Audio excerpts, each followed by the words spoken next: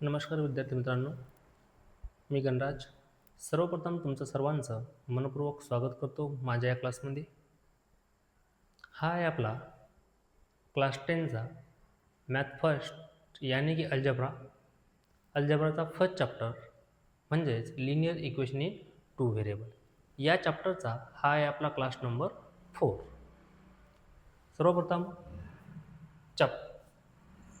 Class 10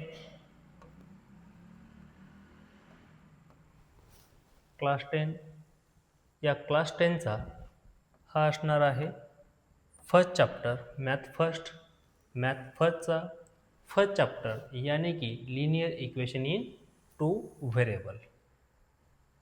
सर्वप्रथम सर्वांना माझी एक आग्रहाची विनंती राहील, जे कोणी आज जॉईन झाले असतील त्यांनी कृपया करून या अगोदर झालेले क्लास अगोदर कंप्लीट करावेत, जेणेकरून तुम्हाला ज्या बेसिक टर्म्स आहेत त्या समजतील. Class 10th math first chapter number first linear equation in two variable. या चॅप्टरचा हा असणारा आपला क्लास नंबर 4 म्हणजेच लेक्चर नंबर 4. आता लेक्चर नंबर 4 मध्ये आपण काय बघणार आहोत, या अगोदरच्या लेक्चरमध्ये आपण काय कंप्लीट केलेलं आहे याचा आपण डिटेल एक ओव्हरव्ह्यू आता घेऊयात. इथपर्यंत कोणाला काय अडचण?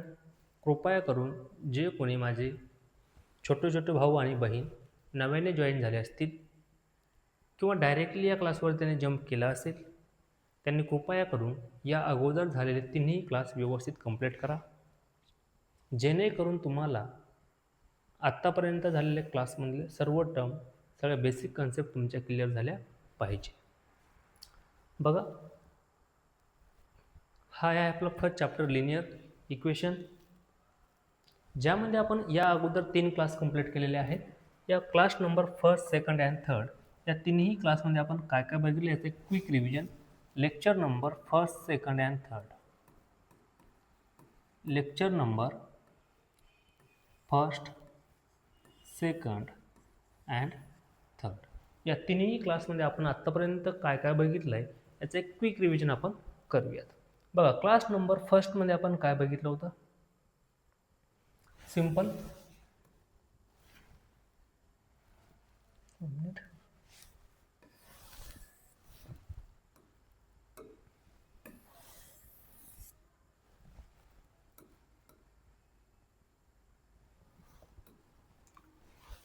Class number first.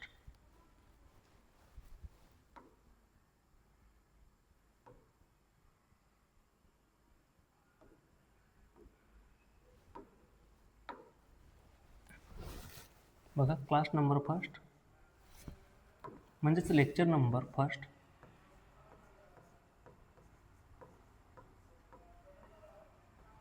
Lecture number फर्स्टमध्ये आपण काय काय बघितलं आहे कोणी सांगू शकतं?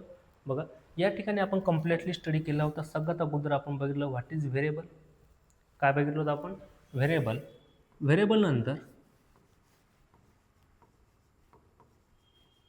क्लास नंबर फर्स्टमध्ये आपण बघितलेलं आहे व्हॉट इज व्हेरिएबल नंतर आपण बघितलं होतं कॉन्स्टंट, आणि थर्ड नंबर एक टर्म बघितली होती आपण कोइफिशियंट.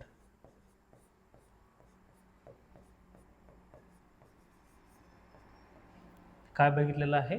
कोइफिशियंट. मग व्हेरिएबल म्हणजेच काय कोणी सांगू शकतं का? ज्यांनी रिव्हिजन केलं असेल त्यांना ऑलरेडी माहिती असायला पाहिजे. व्हॉट इज व्हेरिएबल कशाला म्हटलं होतं आपण? एक अल्फाबेट असणार आहे. काय असणार आहे? अल्फाबेट्सला आपण सिंपल काय म्हणणार दादा? व्हेरिएबल्स म्हणणार आहे. हे जे काही व्हेरिएबल आहेत हे म्हणजेच काय असतं? तुमच्या अननोन व्हॅल्यू असणार आहे. काय असणार आहे? Unknown value. या अननोन व्हॅल्यू आपण कशाने रिप्रेझेंट करतो? अल्फाबेट्सने. आणि अल्फाबेट्स म्हणजेच काय असणार आहे? व्हेरिएबल असणार आहे. त्यानंतर नेक्स्ट बघा, कॉन्स्टंट आपण कशाला म्हटलं होतं? ज्याची की व्हॅल्यू काय असणार आहे? फिक्स असणार आहे. काय असणार? व्हॅल्यू फिक्स असणार. ज्याची व्हॅल्यू फिक्स असते त्याला आपण काय म्हणणार आहे? सिंपल कॉन्स्टंट म्हणणार आहे. आणि हे जेवढे काही कॉन्स्टंट आहे हे ऑल काय असणार आहे? न्यूमेरिकल व्हॅल्यू असणार आहे. काय असणार दादा? All numerical value. Numerical value म्हणजेच काय? जसं की 1, 2, 3 अप टू इन्फिनिटीपर्यंत. याच्यामध्ये रूटच्या सुद्धा नंबर असतात, निगेटिव्ह सुद्धा नंबर असू शकतो. काही अडचण आहे का? नाही. ज्यांची व्हॅल्यू फिक्स आहे त्याला आपण काय म्हणणार आहे? कॉन्स्टंट. ज्यांची व्हॅल्यू फिक्स नसते त्याला काय म्हणणार आहे? अल्फाबेट्स म्हणणार आहे. सॉरी, काय म्हणणार आहे? व्हेरिएबल्स म्हणणार आहे. चेंजिंग व्हॅल्यू, याची व्हॅल्यू काय असते? सेम राहते का? नाही. व्हॅल्यू काय असणार? कंटिन्युअसली चेंज होत राहणार आहे व्हॅल्यू. इथपर्यंत काय अडचण नाही. त्यानंतर काय बघितलं होतं आपण? कोइफिशियंट. कोइफिशियंट म्हणजेच काय? कॉन्स्टंट. कोइफिशियंट काय असणार आहे?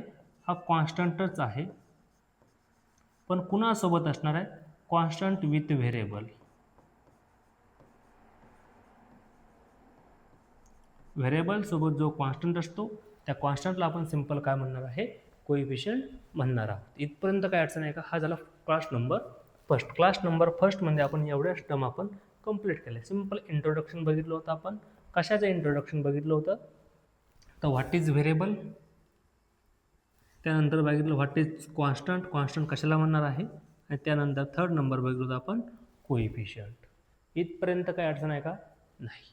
यानंतर आपण एक टर्म बघितली होती, व्हॉट इज इक्वेशन. काय बघितलेलं आहे? याच नंतर एक फोर्थ नंबर टर्म बघितली होती आपण, इक्वेशन. इक्वेशन आपण कशाला म्हणणार आहोत बघा. कोणी सांगू शकते? ज्यांनी स्टडी केला असेल त्यांना ऑब्विसली यायला पाहिजे. Lecture number second. सेकंड क्लासमध्ये आपण काय कंप्लीट केलेलं आहे? Lecture number second. या सेकंड क्लासमध्ये दादा आपण बघितलं तर व्हॉट इज इक्वेशन. काय कंप्लीट केलेलं आहे? इक्वेशन. इक्वेशन आपण कशाला म्हणणार आहोत? त्यानंतर लिनियर इक्वेशन म्हणजेच काय? मग linear equation in two variable म्हणजेच काय? याचे वेगवेगळे आपण काय बघितलेले आहेत? डेफिनेशन्स. मग सर्वात पहिले लेक्चर नंबर सेकंडमध्ये आपण बघितलेले first term what is equation. काय बघितलेलं आहे?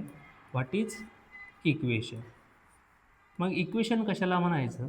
असं अल्जेब्रिक एक्सप्रेशन, ज्या अल्जेब्रिक एक्सप्रेशनमध्ये काय असणार आहे दादा? RHS इजिकल टू LHS असणार आहे. इक्वेशन कशाला म्हणायचं? असं अल्जेब्रिक एक्सप्रेशन, ज्या अल्जेब्रिक एक्सप्रेशनमध्ये RHS इजिकल टू LHS असणार आहे. म्हणजे left hand side is equal to काय असणार आहे?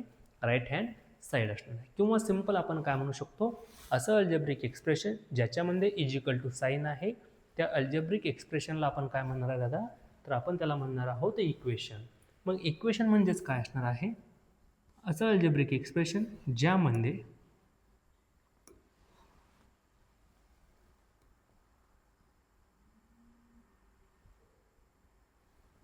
इक्वेशन म्हणजेच काय असणार आहे? Algebraic expression. काय असणार आहे? Algebraic expression. असं अल्जेब्रिक एक्सप्रेशन ज्यामध्ये left hand side is equal to काय असणार आहे? राईट हँड साईड असणार आहे. असं अल्जेब्रिक एक्सप्रेशन ज्या अल्जेब्रिक एक्सप्रेशनमध्ये काय असणार आहे? Left hand side is equal to right hand side. Left hand side is equal to काय असणार होता? Right hand side. अशा अल्जेब्रिक एक्सप्रेशनला आपण काय म्हणणार आहोत? तर इक्वेशन म्हणणार आहोत. इथपर्यंत काय अडचण नसायला पाहिजे. सिंपल काय म्हटलं परत एकदा सांगतो बघा. इक्वेशन आपण कशाला म्हणणार आहे? असं अल्जेब्रिक एक्सप्रेशन ज्या अल्जेब्रिक एक्सप्रेशनमध्ये left hand side is equal to काय असणार आहे? Right hand side. असं अल्जेब्रिक एक्सप्रेशन ज्या अल्जेब्रिक एक्सप्रेशनमध्ये left hand side is equal to काय असते?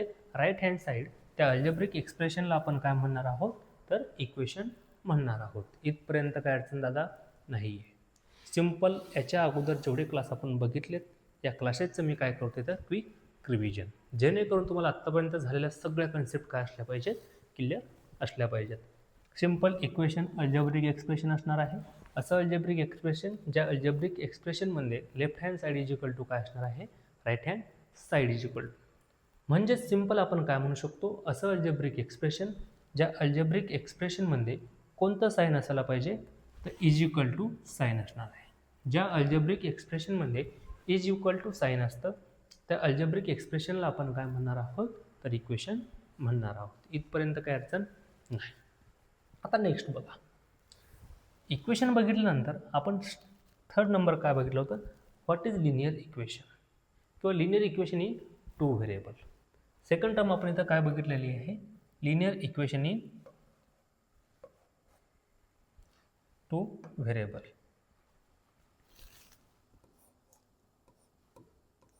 लिनियर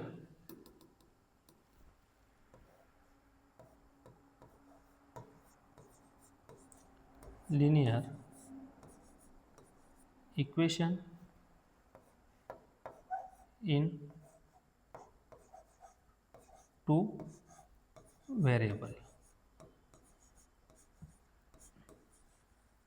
आता linear equation in two variable कशाला म्हणणार आहोत. What is linear equation in two variable. कोणत्या इक्वेशनला आपण linear equation in two variable म्हणू शकतो. हे आपण ऑलरेडी या अगोदरच्या क्लास नंबर 2 मध्ये कंप्लीट केलेलं आहे. कुणाला माहीत आहे, कुणी अभ्यास केलेला आहे, सांगू शकता. बघा कशाला म्हटलं होतं आपण, कोणत्या इक्वेशनला आपण linear equation in two variable म्हटलेलं आहे. तर एक असं इक्वेशन ज्या इक्वेशनमध्ये 2 व्हेरिएबल असणार आहे आणि दोन्ही व्हेरिएबलची पॉवर ही किती असणार आहे, 1 असणार आहे. अशा इक्वेशनला आपण सिंपल काय म्हणणार आहोत, linear equation in two variable. बघा परत एकदा सांगतोय, कशाला म्हटलं आहे आपण, असं इक्वेशन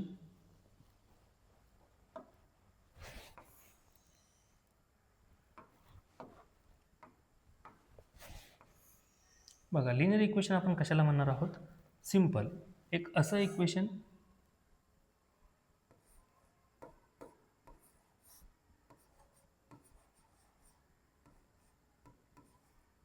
बघा कोणत्या इक्वेशनला आपण linear equation in two variable म्हणणार आहोत. ते एक असं इक्वेशन ज्या इक्वेशनमध्ये काय असणार आहे,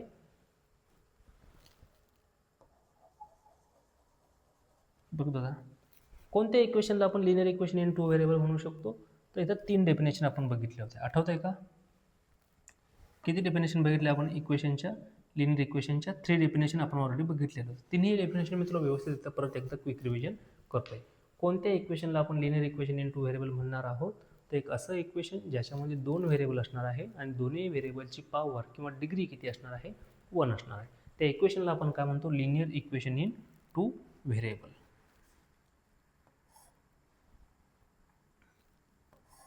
बघ किती डेफिनेशन बघितलेलं आपण, 3 डेफिनेशन, तिन्ही पण या ठिकाणी सांगतोय.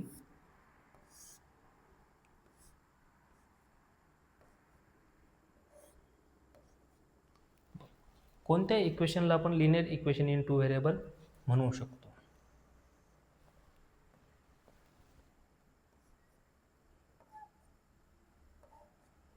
बघा कोणत्या इक्वेशनला आपण linear equation in two variable म्हणणार आहोत. तर एक असं इक्वेशन ज्या इक्वेशनमध्ये किती व्हेरिएबल असायला पाहिजे, 2 व्हेरिएबल्स. किती असणार आहे, 2 व्हेरिएबल्स विथ डिग्री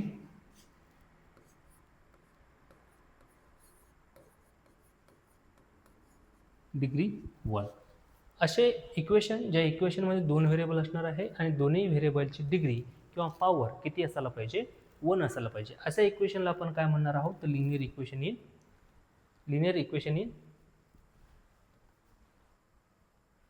काय म्हणणार आहोत, linear equation in two variables. काय म्हटलं दादा लक्षात येते. बघा सिंपल डेफिनेशन सांगितलेलं आहे. असं इक्वेशन ज्या इक्वेशनमध्ये 2 व्हेरिएबल असायला पाहिजे, 2 व्हेरिएबल असायला पाहिजे आणि 2 व्हेरिएबलची डिग्री किंवा दोन्ही व्हेरिएबलची पॉवर ही काय असायला पाहिजे, 1 असायला पाहिजे. त्या इक्वेशनला आपण काय म्हणणार आहोत, linear equation in two variable. He first number definition बघितली होती. सेकंड नंबर डेफिनेशन आपण काय म्हटलं होतं, अकॉर्डिंग टू सेकंड डेफिनेशन. असं इक्वेशन ज्या इक्वेशनचा ग्राफ हा काय असणार आहे, स्ट्रेट लाईन. काय असणार आहे ग्राफ, स्ट्रेट लाईन.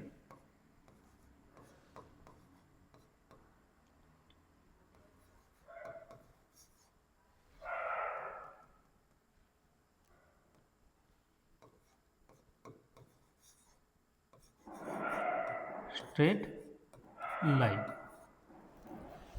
असं अल्जेब्रिक इक्वेशन ज्या इक्वेशनचा ग्राफ हा काय असणार आहे, स्ट्रेट लाईन असणार आहे.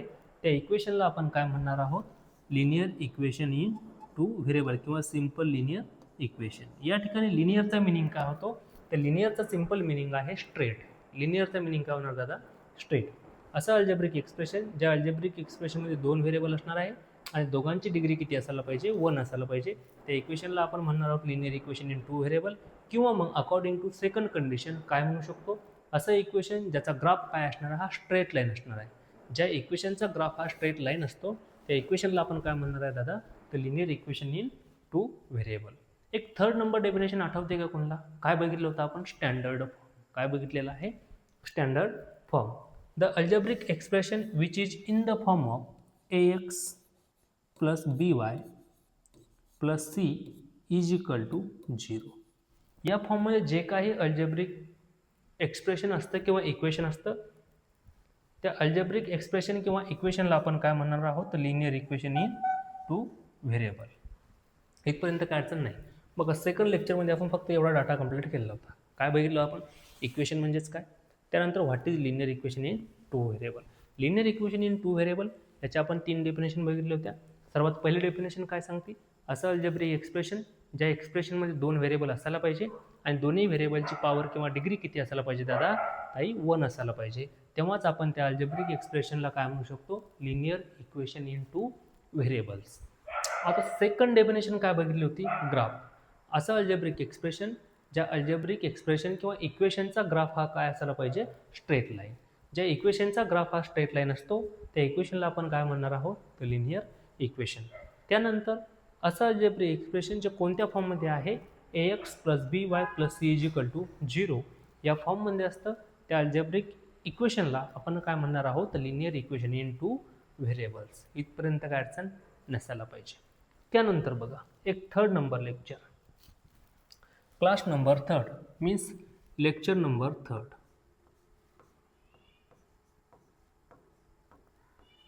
Lecture number 3. या लेक्चर नंबर 3 मध्ये आपण काय बघितलेलं आहे, तर लेक्चर नंबर 3 मध्ये आपण क्विक रिव्हिजन बघतोय. बघा तिन्ही क्लास सांगतो मी तुम्हाला की तिन्ही क्लासमध्ये आपण आत्तापर्यंत काय काय शिकलो आहोत, राईट. आता क्लास नंबर 3 मध्ये आपण काय शिकलेलो आहोत, तर क्लास नंबर 3 मध्ये आपण बघितलं आहे की स्टँडर्ड फॉर्म, सर्वात महत्त्वाचा एक टॉपिक बघितलेला आहे. स्टँडर्ड फॉर्म आपण कंप्लीट केला होता. स्टँडर्ड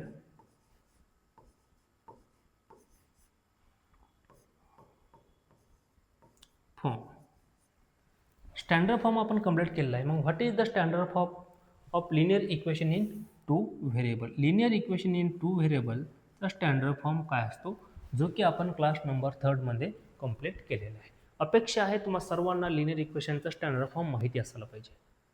या अगोदरच्या क्लासमध्ये मी व्यवस्थितरित्या सर्वांना सगळ्या गोष्टी सगळ्या टर्म तुम्हाला समजून सांगितलेल्या आहेत आणि त्याच्यावरती बेसिस आपण एक ॲक्टिव्हिटीसुद्धा कंप्लीट केलेली आहे. सर्वांनी त्याचं क्विक रिव्हिजन केलं असेल, सर्वांनी त्याची प्रॅक्टिस केली असेल अशी अपेक्षा आहे.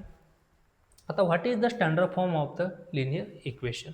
लिनियर इक्वेशनचा स्टँडर्ड फॉर्म काय असणार दादा किंवा ताई, बघ, तर ax जे की मी तुम्हाला ऑलरेडी पाठीमागे लिहून दिलेलं आहे, ax plus by plus c is equal to 0 हा काय असणार आहे, लिनियर इक्वेशनचा standard form. This is the standard form of the linear equation in two variable. या ठिकाणी ए बी हा 0 असणार आहे का, नाही. ए बी आणि सी काय असतात तुमचे, कॉन्स्टंट असणार आहे. काय असणार आहे, किंवा एक रिअल नंबर्स असणार आहे. फक्त इथं ए आणि बीची व्हॅल्यू 0 असायला पाहिजे का, नाही. सी 0 असू शकतो. एक्स आणि वाय काय आहेत, तर व्हेरिएबल्स आहेत आणि व्हेरिएबलची पॉवर किती आहे, 1. इथपर्यंत कोणाला काही अडचण नाही. आत्तापर्यंतच्या क्लासमध्ये आपण या अगोदरचा class number 1, class number 2, class number 3 यामध्ये काय काय बघितलेलं याचे क्विक रिव्हिजन केलेलं आहे. इथपर्यंत काही अडचण नाही. चला आता वळूयात आपण क्लास नंबर 4 कडे. आता वळूयात आपण क्लास नंबर 4 कडे.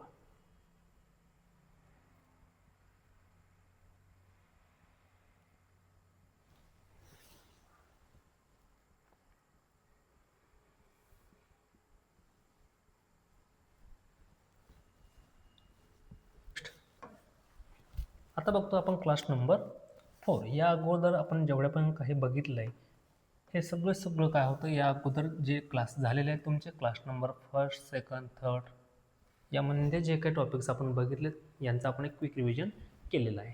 आता आपण बघतो क्लास नंबर 4 म्हणजे हा असणार आपला लिनियर इक्वेशन इन टू व्हेरिएबलचा क्लास नंबर 4. या क्लासमध्ये आपण काय काय कव्हर करणार आहोत, तर बघा सर्वात पहिला जो टॉपिक आपण या ठिकाणी कव्हर करणार आहे तो असणार आहे what is simultaneous equation. Simultaneous equation आपण कशाला म्हणणार आहोत किंवा what is simultaneous equation. Simultaneous equation म्हणजेच काय.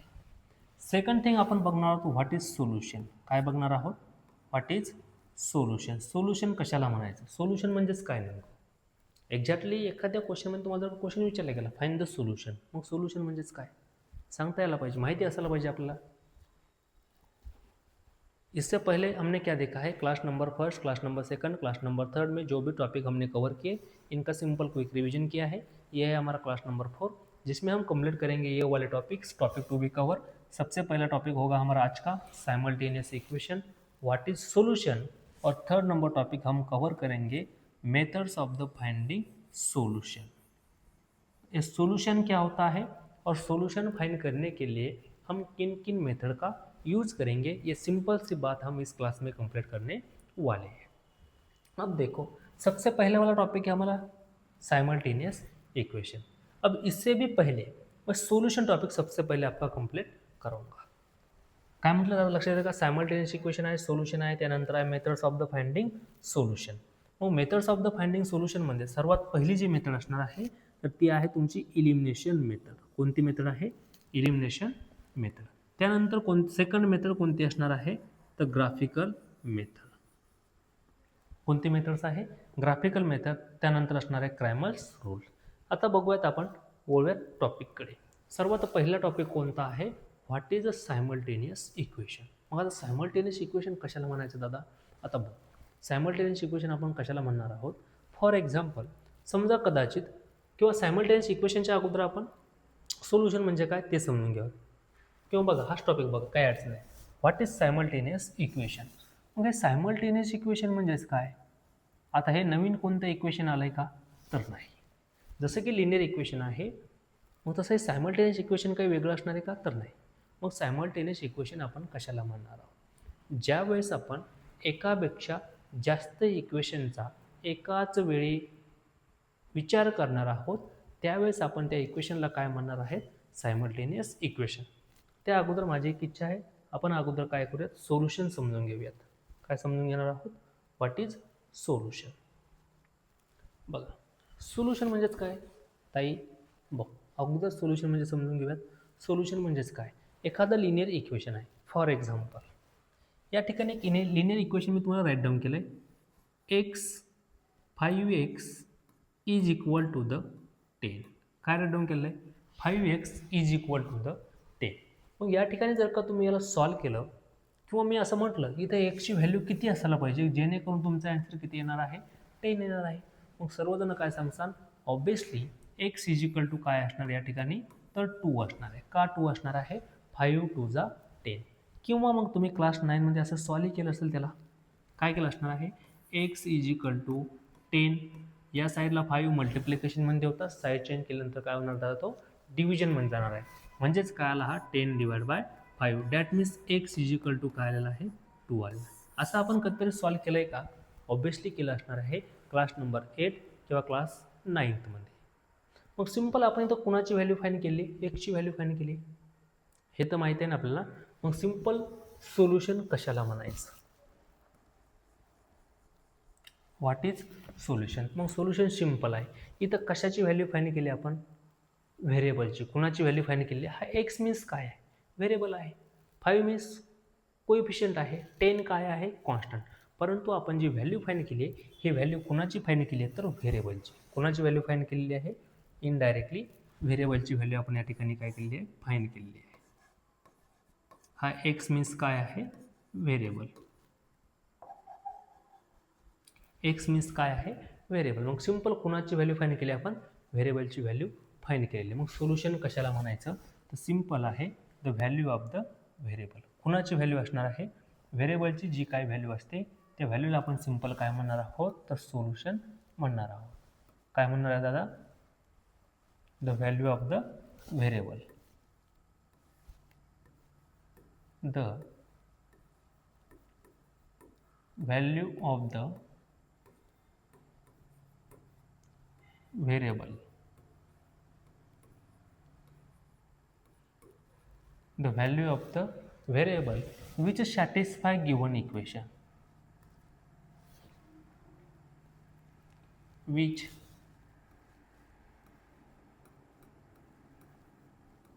सॅटिस्फाय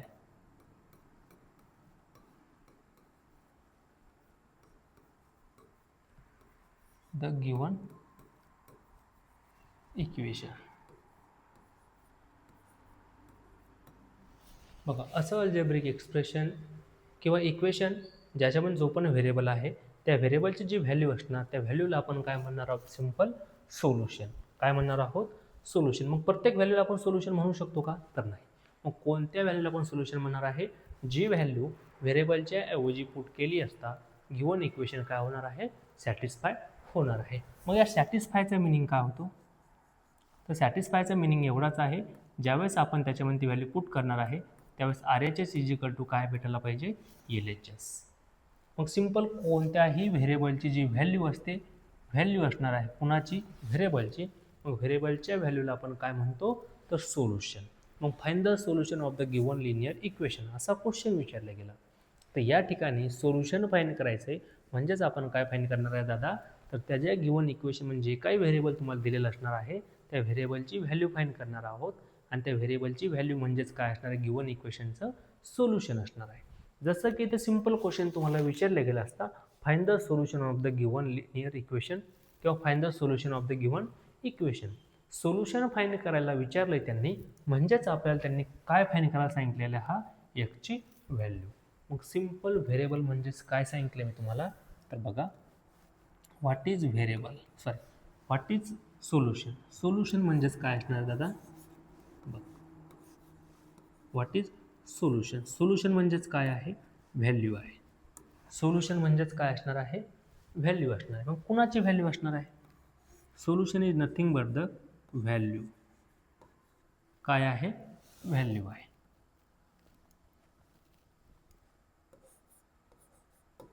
सोल्युशन म्हणजेच काय असणार आहे? व्हॅल्यू असणार आहे. मग कुणाची व्हॅल्यू असणार आहे? तर ती व्हॅल्यू असणार आहे व्हेरिएबलची. कुणाची व्हॅल्यू असणार आहे? व्हेरिएबल.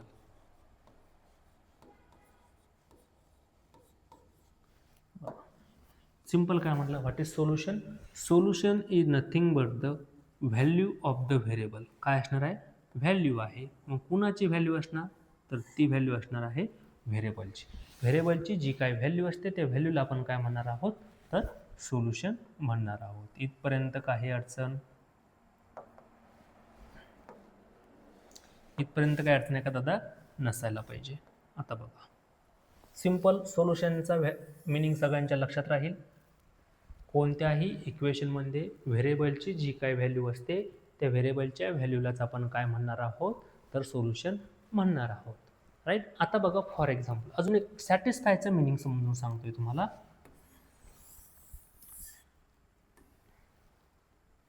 बघा, जर का कदाचित हेच इक्वेशन आहे आणि या ठिकाणी मी म्हटलं असतं की एक्सची व्हॅल्यू याच्यातली कोणती पॉसिबल आहे? X is equal to 0 possible आहे की second number x is equal to 1 possible आहे की third number x is equal to 2 possible आहे?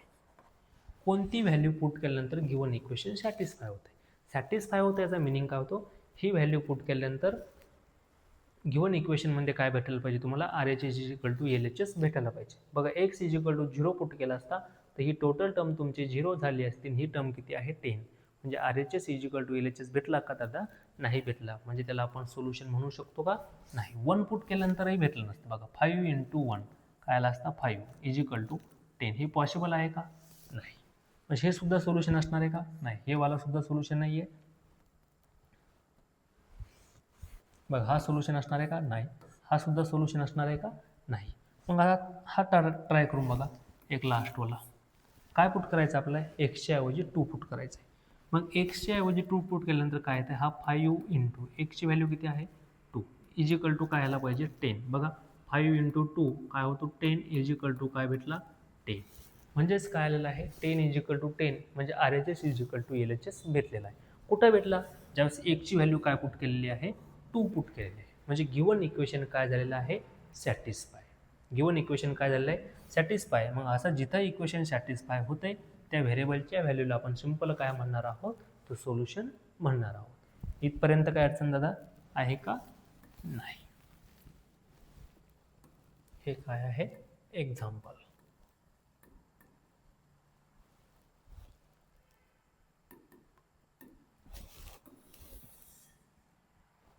राईट. इथपर्यंत काय अडचण नाही. आता बघूयात नेक्स्ट टॉपिक. नेक्स्ट टॉपिक कोणता आहे, तो व्हॉट इज सायमल्टेनियस इक्वेशन. कोणता टॉपिक आहे, सायमल्टेनियस इक्वेशन. सायमल्टेनियस इक्वेशन कशाला म्हणणार आहोत, ज्यावेळेस आपण दोन किंवा दोनपेक्षा इक्वेशनचा ॲट अ टायमाला विचार करतो त्यावेळेस आपण त्या इक्वेशनला काय म्हणणार आहोत, simultaneous equation. When we think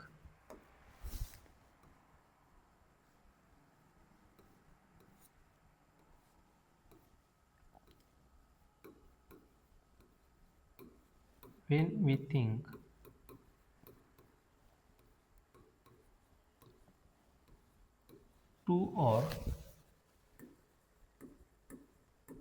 more equation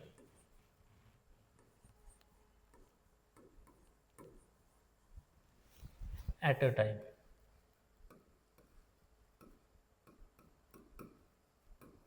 जेव्हा कधी आपण दोन किंवा दोनपेक्षा जास्त इक्वेशनचा एकाच वेळी विचार करणार आहोत त्यावेळेस आपण त्या इक्वेशनला काय म्हणणार आहे, सायमल्टेनियस इक्वेशन. मग याची गरज का पडली, फॉर एक्झाम्पल बघा. समजा एक्झाम्पल या ठिकाणी दोन इक्वेशन दिले, x plus y is equal to 10 and second one is x minus y is equal to 4. दोन्ही इक्वेशन मी जर विचारले तर एक्स आणि वायची व्हॅल्यू कोणते कोणते असू शकतात, तर बघा एक्स आणि वायच्या व्हॅल्यू कोणत्या कोणत्या पॉसिबल आहेत. बघा x is equal to 5 and y is equal to 5 असू शकतो. 5 + 5 10 होते. किंवा मग एक्स इज इक्वल टू 7 आणि वाय इज इक्वल टू 3 हे पण असू शकतं, कारण 5 + 7 + 3 किती होतोय, 10. बघा इथे ॲडिशन दोघांची 10 दिले. किंवा मग थर्ड नंबर काय असू शकतं, एक 4 + 6 हा सुद्धा असू शकतो. बघा तिन्ही पेअर, अजून अशा भरपूर पेअर पॉसिबल आहेत, काही अडचण नाही. एक्सची व्हॅल्यू 5 असू शकते, वाय 5 असू शकतो, एक्स 7 असू शकतो, वाय 3 असू शकतो, किंवा एक्स 4 असू शकतो, वाय 6 सुद्धा असू शकतो. कारण या ठिकाणी प्रत्येकाची ॲडिशन किती येते, ही जी व्हॅल्यू आहे ही व्हॅल्यू कुणाची असणार आहे, एक्स, आणि ही व्हॅल्यू कुणाची आहे, वायची. दोघांची ॲडिशन बघा किती येते, प्रत्येक वेळेस 10 येते. म्हणजे सगळ्या व्हॅल्यू यात काय आहेत, पॉसिबल आहेत. राईट, काही अडचण नाही. पण तसंच एक्झाम्पल नंबर सेकंडसाठी बघा बरं. सेकंड इक्वेशनसाठी कोणत्या कोणत्या व्हॅल्यू पॉसिबल आहेत, तर त्याच्या व्हॅल्यू असणार आहे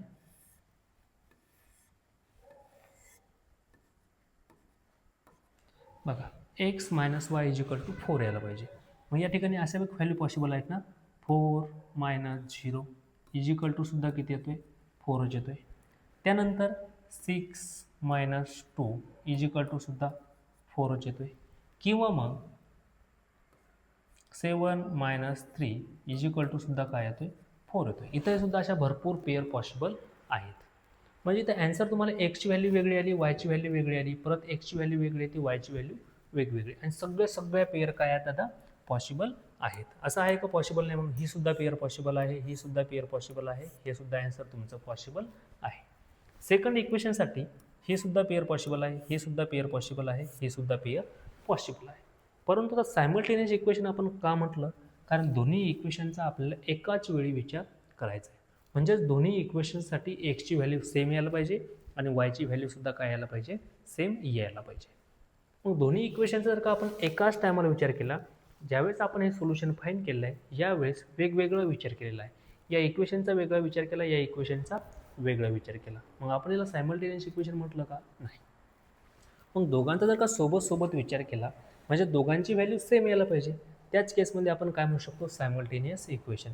मग कोणती पेअर दोघां ठिकाणी सेम आहे, तर बघा या ठिकाणी काय दाखवलेलं आहे, एक्स + 3 म्हणजेच काय, एक्सची व्हॅल्यू किती आहे, 7 आणि वायची व्हॅल्यू किती आहे, 3. 7 + 3 इज इक्वल टू 10 आहे. इथं सुद्धा ती पेअर आहे का, एक्स इज इक्वल टू 7 आणि वाय इज इक्वल टू 3. इथं सुद्धा एक्स इज इक्वल टू 7 आणि वाय इज इक्वल टू 3. मग ज्यावेळेस आपण दोन्ही इक्वेशनचा एकाच वेळी विचार करणार आहोत त्यावेळेस जे ॲन्सर येणार आहे तर ते ॲन्सर कोणतं असणार आहे,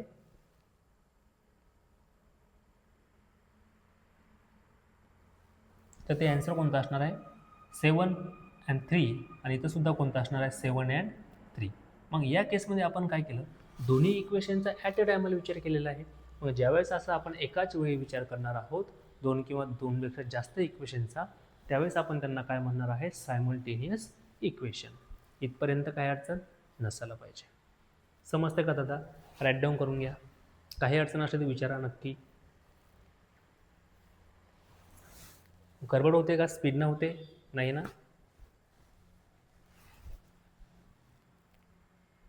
ज्यावेळेस आपण दोन इक्वेशनचा एका टायमाला विचार करणार आहेत किंवा जास्त इक्वेशनचा ॲट अ टायमाला विचार करणार आहोत, त्यावेळेस त्या इक्वेशन्सलाच आपण काय म्हणणार आहोत, सायमल्टेनियस इक्वेशन. नेक्स्ट टर्म काय आहे, तर methods of the finding solution. मग आता बघा, या ठिकाणी मी एक्झाम्पल सोपं घेतलं होतं. एक्झाम्पल काय घेतलेलं आहे, सोपे घेतलेले आहेत, म्हणून मला ह्या व्हॅल्यू काढणं पॉसिबल आहे. तरीसुद्धा इथं भरपूर पेयर तयार होतील, इथंसुद्धा अजून पेयर ॲड होतात. मग प्रत्येक वेळेस असं आपण कॉम्प्लिकेटेड एक्झाम्पलसाठी असे पेयर फाईंड करू शकतो का? नाही. असं पेयर फाईंड करणं पॉसिबल आहे का? नाही. हे सोपं एक्झाम्पल घेतलेलं आहे, इक्वेशन एकदम इझी होतं, म्हणून मी असं पेयर तुम्हाला डायरेक्टली सांगू शकलो, राईट. परंतु जर का कॉम्प्लिकेटेड एक्झाम्पल घेतलं तर मग हे असं पेयर लिहिणं पॉसिबल आहे का? नाही. एक्झामचा टाईम संपून जायचा, तरीसुद्धा आपलं सोल्युशन फाईंड करणं होणार आहे का? नाही.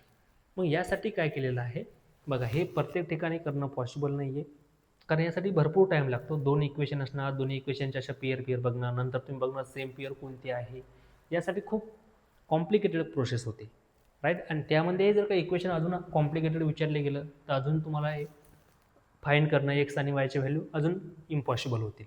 मग या ठिकाणी कोणत्याही इक्वेशनचं सोल्युशन फाईंड करण्यासाठी, म्हणजे व्हेरिएबलची व्हॅल्यू फाईंड करण्यासाठी आपण काही मेथडचा यूज करणार आहे.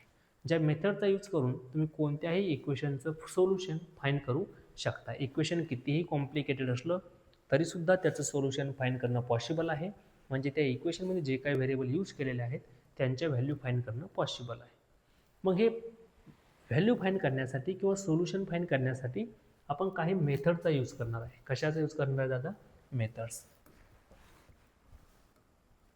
डायरेक्टली आन्सर फाईंड करणं सोपं आहेत का? नाही. Methods of the finding solution. आता या मेथडची गरज का पडली आहे? या मेथडची गरज का पडली? बघा, एक सिंपल एक्झाम्पल सांगतो. जर कदाचित बघा,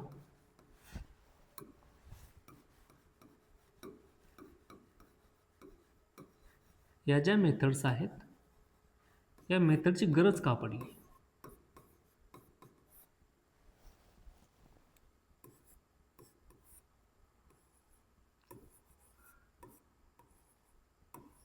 गरज का पडली आहे?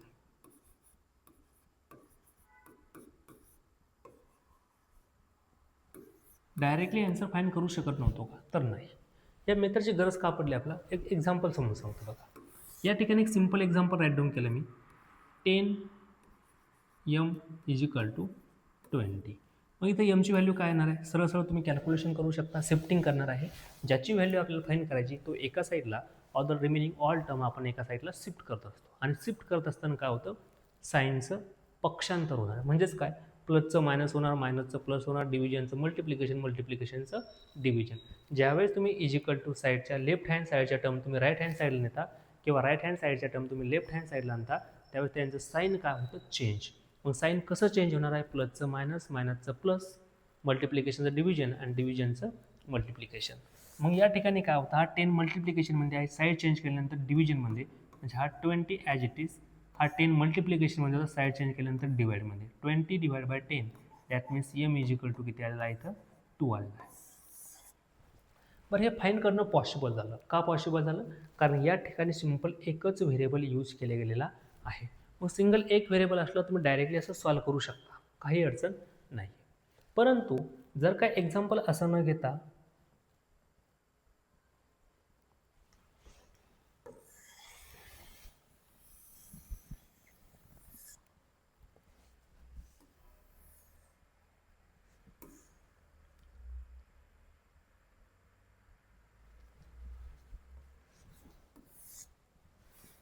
बघा, सिंगल व्हेरिएबल होता, डायरेक्टली व्हॅल्यू फाईंड करणं पॉसिबल झालेली आहे. परंतु याच ठिकाणी मी जर का असं एक्झाम्पल घेतलं असतं तर काय होईल दादा? बघ, सिंपल मी जर का लिहिलं असतं x + y x + 2y =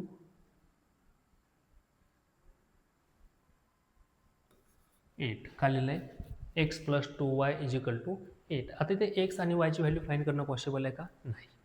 आणि अशा केसमध्ये एक्स आणि वायची व्हॅल्यू फाईंड करण्यासाठी मिनिमम आपल्याला 2 इक्वेशन लागणार आहे. सिंगल इक्वेशनचा यूज करून आपण फाईंड करू शकतो का?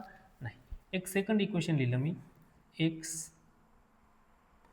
Minus y is equal to 2. आता या ठिकाणी असं डायरेक्टली व्हॅल्यू फाईंड करणं पॉसिबल आहे का? नाही. जशी आपण इथे मेथड यूज केली असं इथं डायरेक्टली एक्स आणि वायची व्हॅल्यू फाईंड करणं पॉसिबल नाही आहे.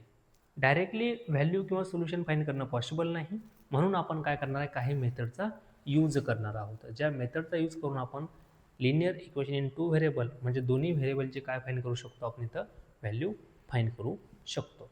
मग या मेथड्स कोणत्या कोणत्या आहेत?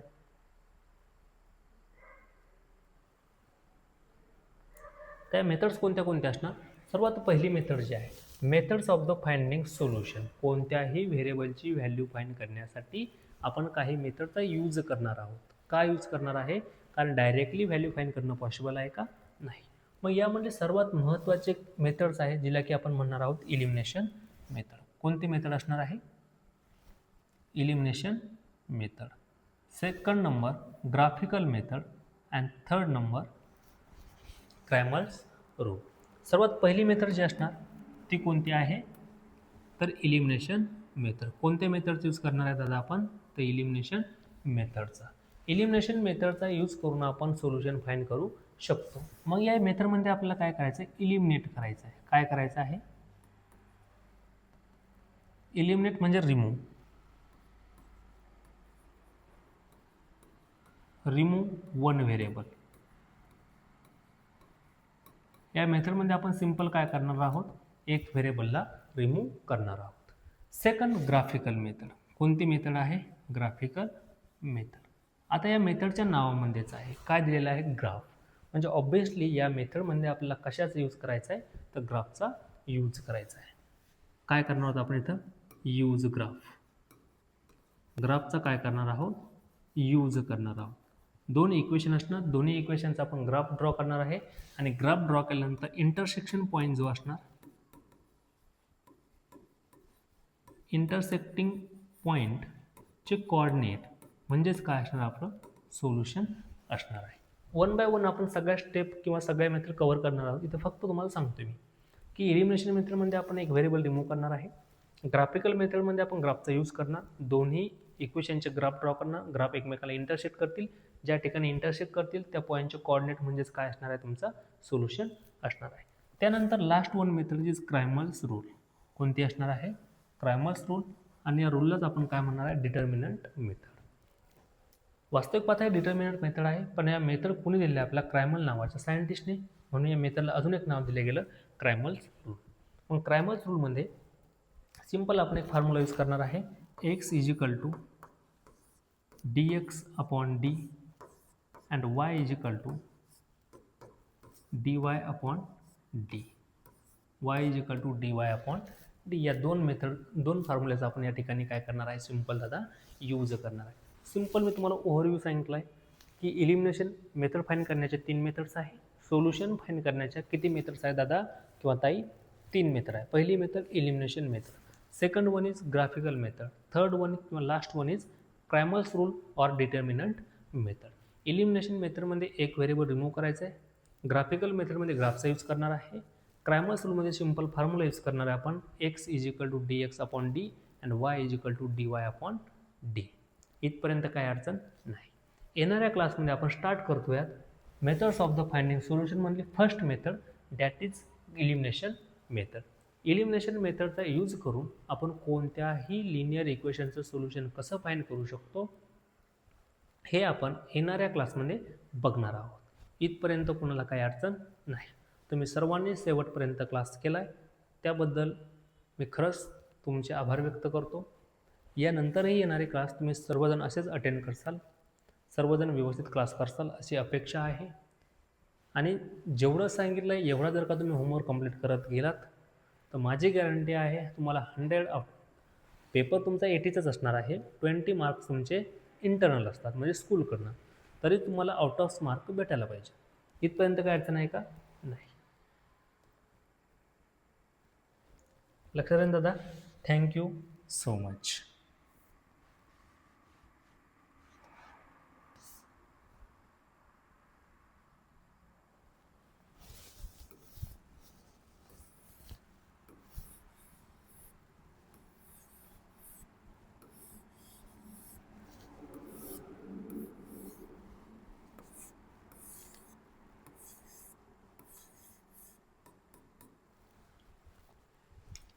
थँक्यू. उद्या सर्वांनी प्रेझेंट राहायचं, टायमावरती वेळेवरती सर्वांनी क्लास करायचा आहे. थँक्यू.